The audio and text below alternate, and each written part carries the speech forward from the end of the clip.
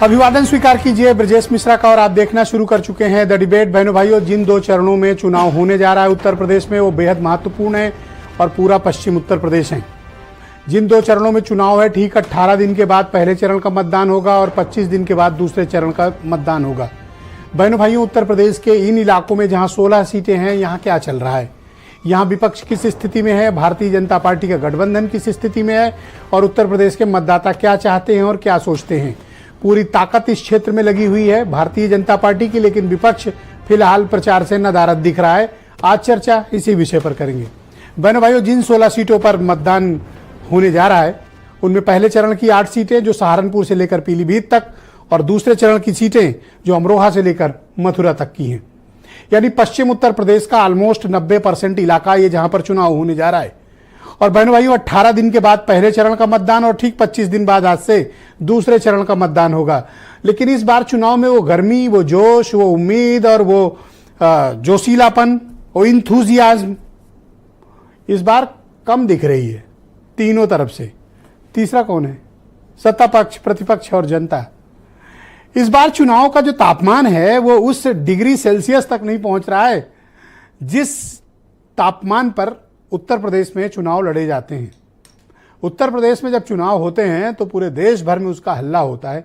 हो तो रहा है ये चुनाव पूरे देश में, लेकिन जो जोश है वो इस बार नदारद है, जो जिज्ञासा है इस बार नदारद है और जो लड़ाकूपन है वो भी इस बार थोड़ा अभी गर्मी आई नहीं। चुनाव क्या चढ़ नहीं पा रहा है या चुनाव एक तरफा है? बहनों भाइयों, प्रचार में तो एक तरफा है। भारतीय जनता पार्टी और उनके नेतृत्व ने लगातार इन 16 सीटों को मत रखा है, लेकिन इनके मुकाबले जब आप अपोजिशन को ढूंढने निकलेंगे तो इन 16 सीट पर एक बार भी अपोजिशन प्रचार करते हुए स्थानीय प्रत्याशियों के अलावा नहीं दिखेंगे। विपक्ष की न साझा रैली है, न कोई कार्यक्रम लगे हैं, न कोई रोड शो इधर हो रहे हैं और न कोई बड़े प्रोग्राम हो रहे हैं। वो भी तब जब चुनाव को बेहद कम वक्त बाकी है। यानी 18 दिन के बाद पहले चरण का मतदान और 17 अप्रैल को पहले चरण में प्रचार समाप्त हो जाएंगे। पहले चरण के लिए सिर्फ 16 दिन बचे हैं। क्या इन 16 दिनों में विपक्ष वो ताकत पैदा कर पाएगा कि वो पब्लिक को कन्विंस करे कि बीजेपी के सांसद को हटाना है, या फिर भारतीय जनता पार्टी जिसने पूरी तरह से किलेबंदी करके घेर के चुनाव लड़ रही है अपने मिशन में कामयाब होगी? बहन भाइयों, अगर पहले चरण की बात करें और 2019 से उसका मुकाबला करें तो विपक्ष इस इलाके में बीजेपी पर बहुत हावी रहा है। ये कौन सी बेल्ट है? ये मुरादाबाद मंडल की बेल्ट है, जहां पर भारतीय जनता पार्टी को इन इलाकों में करारी शिकस्त का सामना करना पड़ा। अमरोहा से लेकर संभल तक, सहारनपुर तक, बिजनौर तक पहले चरण में। मुद्दे क्या थे यहां के? मुद्दा था पोलराइजेशन, ध्रुवीकरण, लॉ एंड ऑर्डर, किसानों की समस्या, रोजगार धंधा, इंफ्रास्ट्रक्चर, कांवड़ यात्रा बनाम कर्फ्यू, यह इधर का मुद्दा था और इस मुद्दे पर विपक्ष का परसेप्शन हावी था।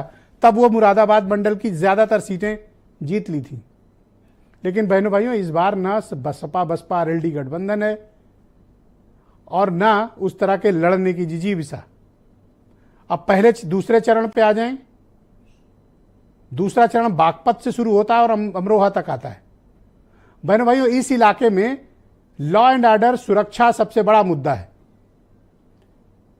यह वो इलाका है जो कम्युनली तो डिवाइडेड है ही, लेकिन लॉ एंड ऑर्डर के विषय पर यह इलाका बड़ी मजबूत मुद्दा मानता है। क्यों मानता है? क्योंकि इस इलाके में समृद्धि है। इस इलाके में पूरब और बुंदेलखंड जैसी बेरोजगारी, परेशानी, पुअर इंफ्रास्ट्रक्चर या फिर इकोनॉमी स्लो नहीं है। इस क्षेत्र में समृद्धता है, इस क्षेत्र में आर्थिक विकास है, इस क्षेत्र में लोगों के पास काम काज है और उपजाऊ खेत है, रोजगार है, इंडस्ट्री है। इस क्षेत्र में एनसीआर जैसे महत्वपूर्ण इलाके हैं जो आर्थिक रूप से इधर के लोगों को स्वावलंबी बनाए हुए हैं। पूरब को, सेंट्रल यूपी को, बुंदेलखंड को इतनी प्रिविलेज नहीं है जो प्रिविलेज इधर के लोगों को है। तो इनके लिए पहली प्रायोरिटी क्या है? सिक्योरिटी, सुरक्षा। विपक्षी इस इलाके में क्या कर रहा है? बहनों भाइयों, जो दूसरा चरण है वो भारतीय जनता पार्टी का पिछली बार भी स्वीप कर दिया था पूरे इलाके में। इस बार भी कमोबेश भारतीय जनता पार्टी जब आरएलडी को साथ लेके आई है, उसका जोश उबाल पे है। और आप देख रहे होंगे कि भारतीय जनता पार्टी का हर एक सीट पर प्रचार कार्यक्रम चल रहा है। विपक्ष से जब पूछो कि प्रचार कहां है, जनता के बीच क्यों नहीं जा रहे हो, तो वो गोदी मीडिया का नाम लेते हैं, लेकिन खुद जनता के बीच नहीं जा रहे हैं। अगर भारतीय जनता पार्टी के शासन, उसकी नीतियां का विरोध कर रहा है, तो विपक्ष ये प्रचार का कार्य से दूर क्यों है? जनता के बीच ये विपक्ष क्यों नहीं जा रहा है? क्या कारण है कि विपक्ष ने अब तक कोई संयुक्त रैली या इंडिविजुअल कार्यक्रम भी बड़े नेताओं के नहीं लगे? क्या जनता को सिर्फ ये शक्ल दिखाने जाएंगे? अपनी शक्लें दिखाकर जनता से वोट मांगेंगे? ग्राउंड पर इनका प्रचार कार्य आप देखें, आप जो विपक्ष के लोग हैं वो खुद सवाल उठाएंगे। बहनों भाइयों, ये 16 सीटें तय करेंगी कि उत्तर प्रदेश का वोटिंग पैटर्न क्या होगा, उत्तर प्रदेश के मतदाता का वोटिंग बिहेवियर क्या है, किन मुद्दों पर वोट देगा। किसान, बेरोजगारी, law and order, security, infrastructure, काम धंधा, सांसदों के कामकाज, बहुत मुद्दे हैं। लेकिन उन मुद्दों पर विपक्ष क्या भारतीय जनता पार्टी के सांसदों को घेर पाएगा? क्या वो सवाल खड़े कर पाएंगे? क्या उनसे 5 सालों का हिसाब किताब विपक्ष पूछ पाएगा? बहनों भाइयों, भारतीय जनता पार्टी की जो डबल इंजन की सरकार, उत्तर प्रदेश में योगी और दिल्ली में मोदी, उनका कामकाज, पार्टी के संगठन की ताकत और भारतीय जनता पार्टी का व्यापक जनाधार, राम मंदिर निर्माण, धारा 370, प्राइम मिनिस्टर मोदी की larger than life image, Yogi Adityanath का काम, ये सब मिलाकर भारतीय जनता पार्टी को बेहद मजबूत स्थिति में लाते हैं। और मैं ऐसा नहीं कह रहा कि विपक्ष इनको चुनौती नहीं दे रहा, चुनौती दे सकता है, लेकिन उसके लिए तो सड़क पर आना पड़ेगा ना, और जनता के बीच जाना पड़ेगा। आज सवाल इसी विषय पर होगा, कुछ बयान सुने आप। जाट समाज की नाराजगियां थी, किसान के रूप में, खिलाड़ियों के साथ जो अपमान हुआ उसके मामले में, और बहुत सारे जो गन्ने के पेमेंट को लेके विषय थे, एक भी विषय पर प्रधानमंत्री ने कोई ऐसी कार्रवाई नहीं की है जिससे वो कह सकें कि प्रदेश के इस हिस्से के किसानों का, जाटों का, जाट समाज के किसान का जातियों की जो मांगे हैं उनके बारे में कुछ किया हो।